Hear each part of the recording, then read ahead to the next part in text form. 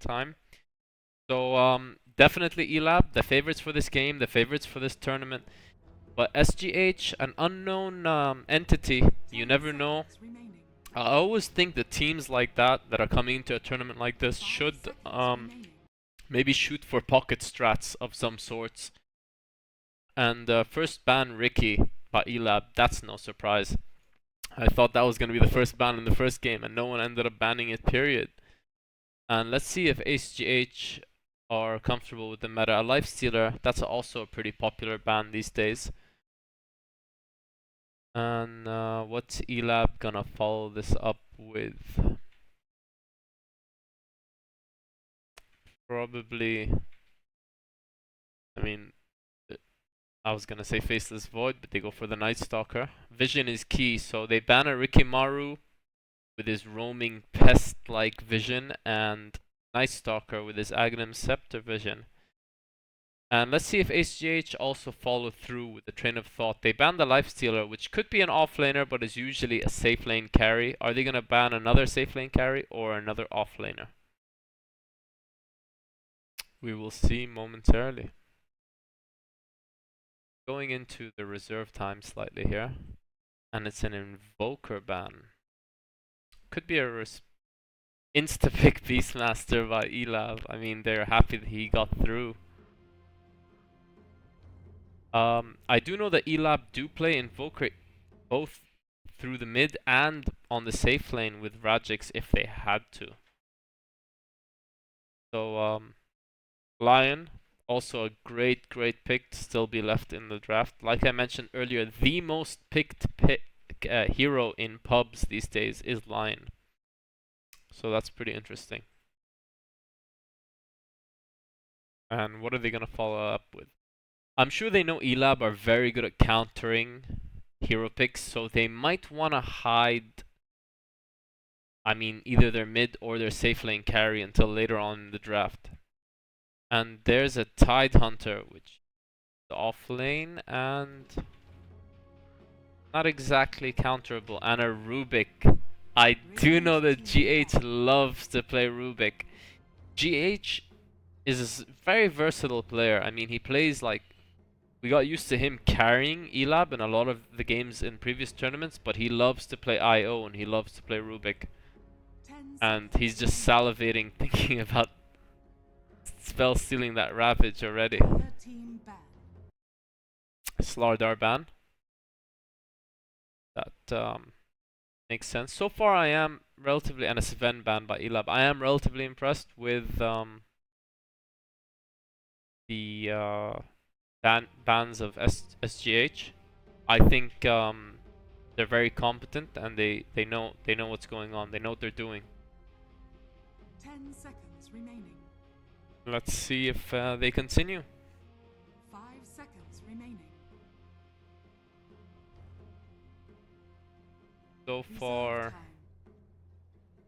they're thinking long and hard about this. So far, I mean, they've banned the safe laner, they've banned the mid, they've banned a potential off laner.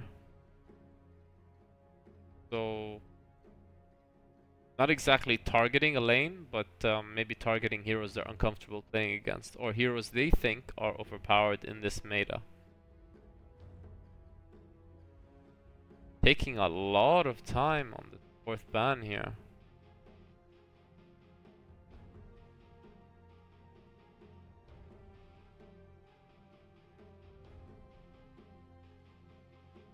And it is the Earth Spirit. Insta Death Prophet ban by Elab. I mean, that's the first mid hero Elab have banned, so there's still a lot of options for SGH. The only mid heroes banned so far are Invoker and Death Prophet. 10 seconds remaining. 5 seconds remaining. So, about to dig into more of that reserve time of theirs. They've already taken quite a hefty amount. Elab have not wasted any reserve time because they've been insta-picking most things. And a Shadow Shaman. Well, I like Shadow Shaman personally. I think he's very versatile.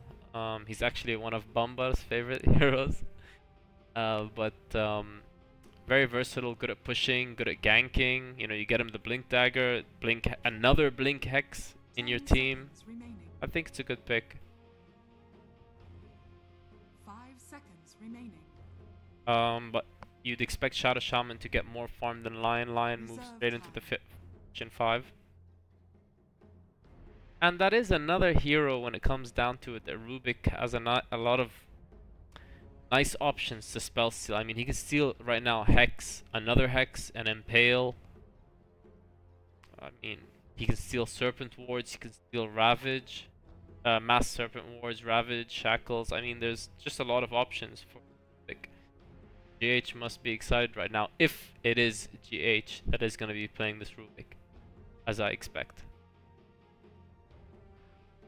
And Elab now digging into their reserve time, and there's plenty of it. And there's an Enchantress pick. Radiant Elab aren't shy from, they don't shy away from playing greedy builds. I know GH also plays Enchantress, but I'm not sure it's gonna be him on this Enchantress. And they seem to be 10 going seconds remaining. for. I mean, 5 seconds they're gonna remaining. require four. They're gonna have 4 heroes that need early game farm. So Reserve there's time. definitely greed involved in this strategy. I do like it though. And there's a Drow strat. Dire See, team this makes sense. Rearranged heroes, you pick Drow late in the draft. You have the initiation.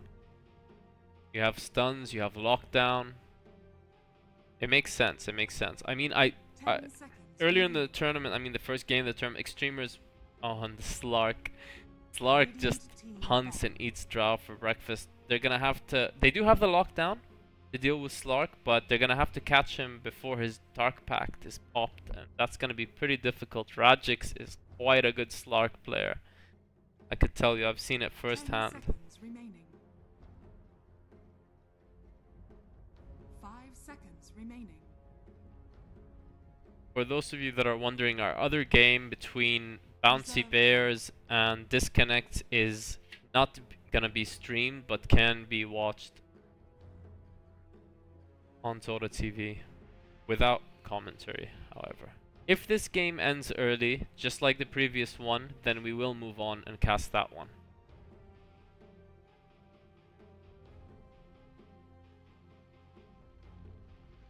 So final ban here. SGH. Again, going through reserve time. I like the SGH draft. It's just, you know, with Drow strats, you're putting so many eggs in one basket. It gets scary if that Slark just literally chooses to focus down your Drow again and again.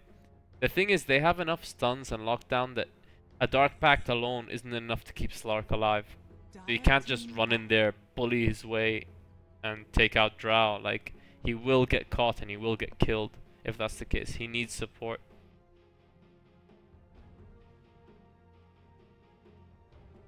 And Elab still have tons of 10 reserve time seconds to go remaining. through, so they could take their time here. They could take all the time they want 5 seconds remaining. if they need it. Reserve time. So SGH are almost definitely looking for a mid hero here. So there's no Invoker, there's no Death Prophet. Ember.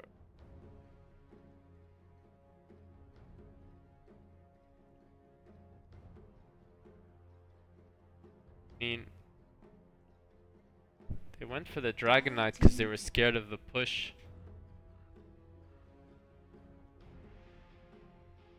Elab don't have their mid of their own, to be honest, so they might do a block pick here. 10 seconds remaining. 5 seconds remaining. It's actually quite interesting. I mean, SGH have a lot of mid hero options. They've got Puck, Reserve time. they've got Viper. There's probably plenty more. I just can't think of them right now. But there's so many options that mesh well with the Drow aura.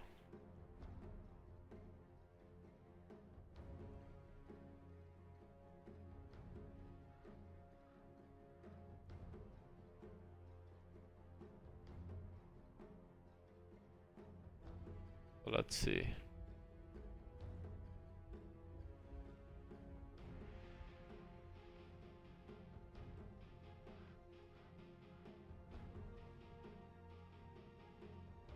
Almost expending all the reserve time thinking about this pick, and I'm really wondering hard if they're gonna go for this block pick or are they gonna say screw it, let's just go for what we had in mind.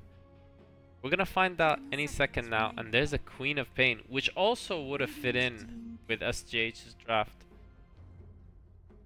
And I actually like the Viper pick more. They have enough lockdown, they have the initiation. Viper is 10 seconds pretty remaining. strong against Queen of Pain. He's pretty strong against most heroes. 5 seconds So I remaining. wonder if they're gonna take that option. Reserve time. 10 seconds remaining. We will find out any second now. 5 seconds remaining. And a Juggernaut. So not necessarily a hero that meshes with the Drow, and it is gonna be GH on that Rubik, which is very exciting.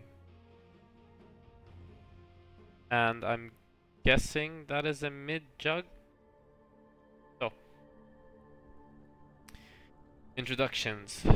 We have Rajix on his patented Slark, EIXN on the Roaming Enchantress slash jungling, Mage, the new mid player of Elab, on Queen of Pain, Positive Vibes, or as you guys know him, CBS or Churbs on his Beastmaster, and GH on his very famous pick.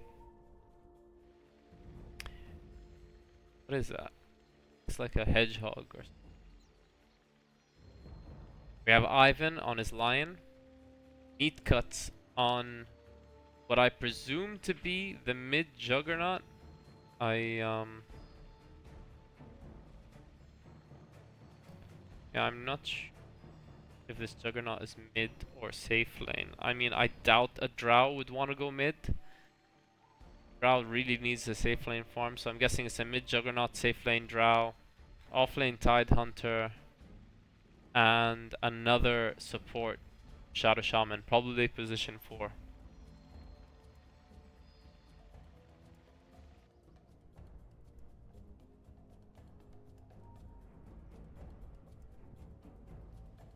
By Tidehunter, and the players have reconnected.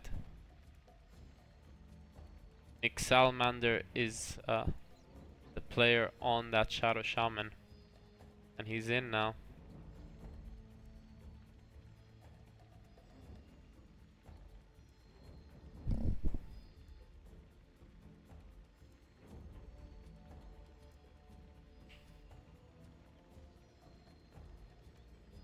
So just waiting on the players to confirm and we can get started, and I think they're ready.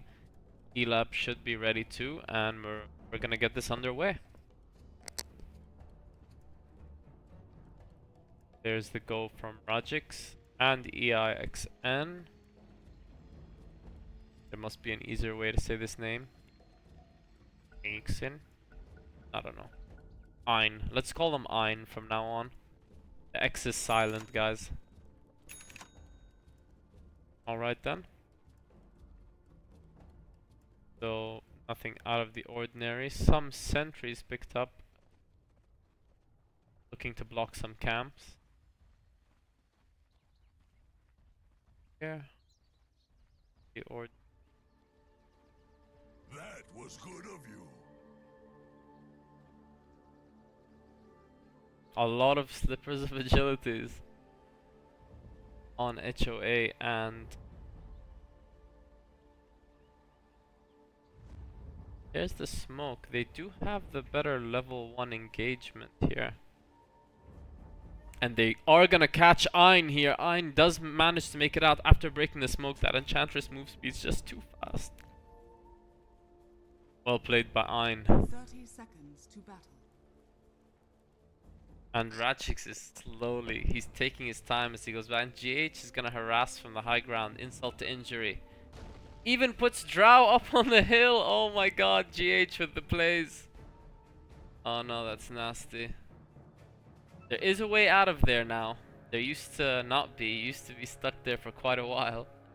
Pretty cute stuff by GH. They're gonna be giving up that top rune, and that's fine with them. I'll take that. The bottom rune will go to Mage. They seem to be going on Mixed Salamander here, but they're the stun misses quite badly by Ivan, but seem to be okay.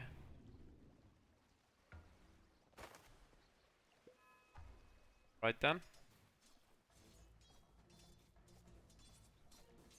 And we have Mage against Saitama in the middle over here. Mage being pretty aggressive. This is the Drow mid that I said I'd be very surprised if we saw, and we are seeing it. I just think the hero is so susceptible to ganks that risk to take really. Jewel on his tide here, being harassed by GH. Not gonna mind too much. And Sherbs on his Beastmaster.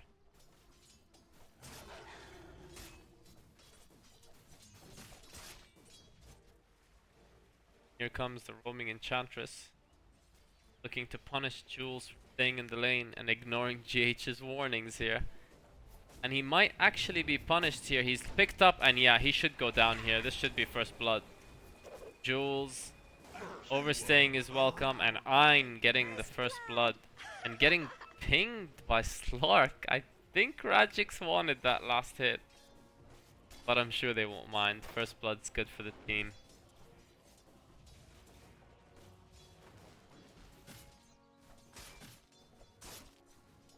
And on the bottom, Beastmaster pretty happy. I mean,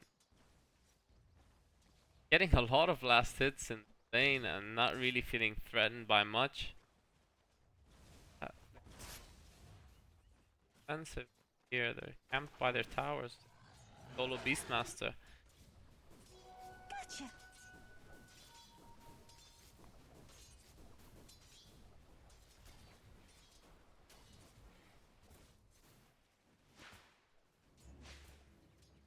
Mage also having his way in the middle. I mean, the last hits are just not good enough for SGH right now.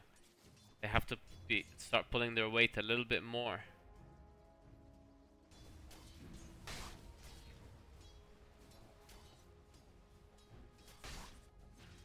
And Drow just being pushed out of the lane again, casually.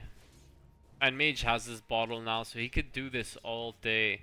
He's gonna be spamming Shadow Strike on cooldown. A pause by Drow saying 300 ping.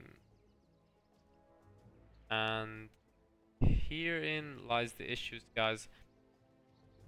As they're playing from Saudi, the ping isn't the greatest when you're playing on Luxembourg servers. But the server options were between Luxembourg and Dubai, and on Dubai server, Elab constantly have 300 ping, and we couldn't have that. So the players both agreed on both teams that Luxembourg would have to suffice. There will be slight ping issues here and there, nothing a reconnect can solve. And Enchantress Ein now making a move on the bottom, and they're gonna go on this Shadow Shaman, and they're gonna take him out, and now they're pushing out the Juggernaut. Juggernaut will get out of this, I think. They're being super aggressive here, and they are going in on it. And they're using all their creeps to like surround this Juggernaut, and TP's finally come in. I mean, these are a little late, and it's Mixed Salamander again, but he's not gonna catch anyone. And Enchantress actually follows Juggernaut all the way, and she's gonna get the kill. And Sherbs is just being hyper aggressive here.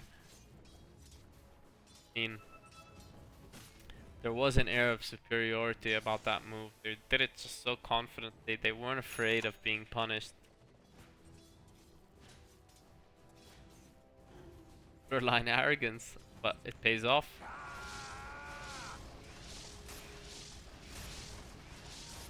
And an arcane rune waiting Radiant structures are mage fortified. who surely gonna use it to get a kill, hopefully for his sake. They seem to be making a move on Rajix, but Rajix is gonna counter kill and get a double kill.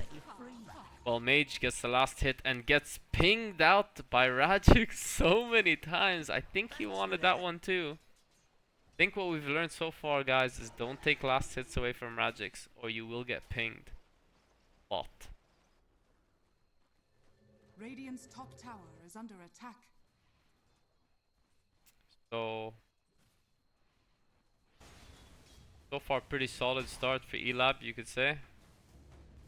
Yeah, you could say that again. Almost a 5,000 net worth lead in 5 minutes. So that's actually an astounding start. I didn't know the game was that one-sided. And oh, another kill that I miss by Queen of Pain. Dire's middle tower is under attack. He does go down by the tower and does get pinged. But sorry I missed that, guys.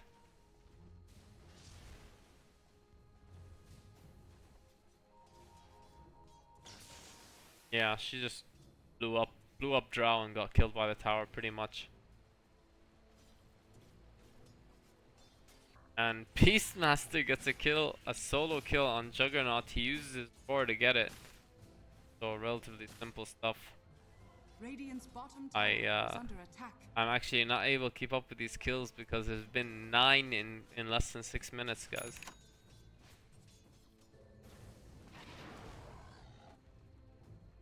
See what follows. I'm sure this is so frustrating for Juggernaut. I mean, this solo Beastmaster has been posturing and bullying him out of lane, Radiant's and middle tower is under attack. he had his help early on, you know, I'll take but that. right now he's so far behind. And he has the highest last hits with 15. 6 minutes. And Drow is gonna go down here as well. I mean, so is Lion to Ein solo. They're diving the tower. This is starting to look ugly. Radiant's bottom tower is under Elab attack. trying to make a statement here, and Mage goes in, and he's getting hit by the spin, but I don't think anything's gonna come out of this. And Sherbs is taking some tower damage, but Mage gets the kill, and he'll leave happy with that. 5-1-0, and the one death was by a tower, so he'll be extremely happy with the start. And I mean, camp between the tier 1 and the tier 2 up top. Radiant's top tower HOA is showing under no attack. signs of resistance, and they look to be taking this tier 1 pretty easily, and they want this kill on the line. They see him standing still and they're salivating.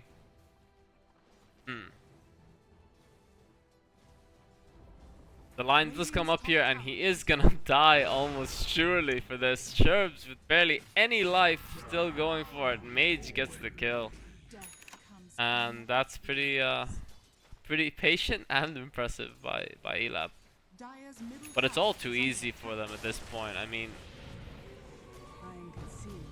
I mean, there's 3 heroes here, and they cannot do anything. They're all gonna go down. Dire's middle tower is under attack. Oh, Radiant's bottom tower is under okay. attack. Drow comes in invisible from behind, but she's literally gonna run straight back to it. And I think GH noticed she was there, but he just doesn't have any detection. Radiant's bottom tower is under attack. GH is unhappy. He's not even level 6 yet, and this game looks over. Dire's middle tower is under attack. And they're moving in on Ivan. Drow comes out, and I think this is a mistake. She could die here. Radiant structure. The tower is hitting them, but Drow does go down. Tower is under attack. Feeds Rajix for free. And Radiant's middle on to tower the is tier under 2 attack. tower. I mean, tier 1 mid is probably going down. Tier 2 top. And we have 300 pings. We can pause if you want. Go pause. Well, as you can see, the players are basically saying if your ping is so high, Radiant's then top stop the tower has game fallen. and fix it. So let's see how that's sorted out. S Radiant's SGH don't pause, however, and they just... This could be frustration, they just stick with it, and Mage shows no mercy for that ping and just goes in for the kill. I mean, there are times where you see some of SGH's heroes standing still, and makes you wonder that maybe there is some high ping there, but we don't know for sure, guys. And they are in their rights to pause and try and fix the issue, but they're choosing not to.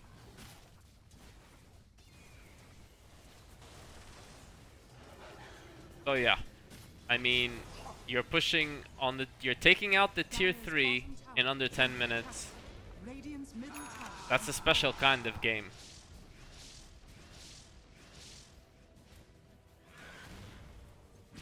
And Nick Salamander looks to go down here, and he does go down to Iron's Enchantress. Has had one hell of a game, 5-0 and 4.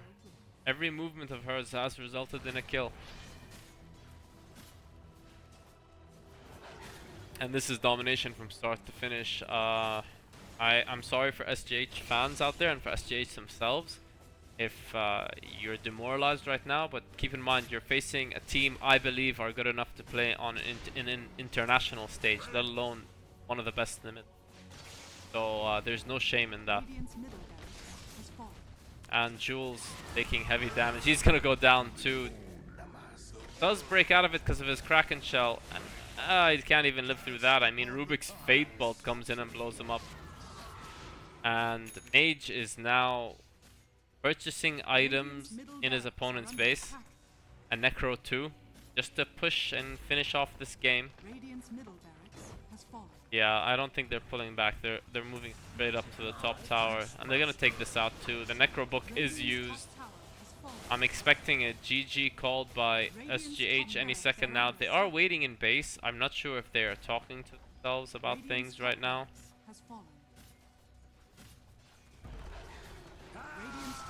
And there's the GG by Ivan, and unfortunate for SGH. And quite a dominant display. We will join you very shortly, possibly with the other game. We'll check how far it is, how far along that game is, and we might join that one. And just after a quick word, our sponsors. See you then.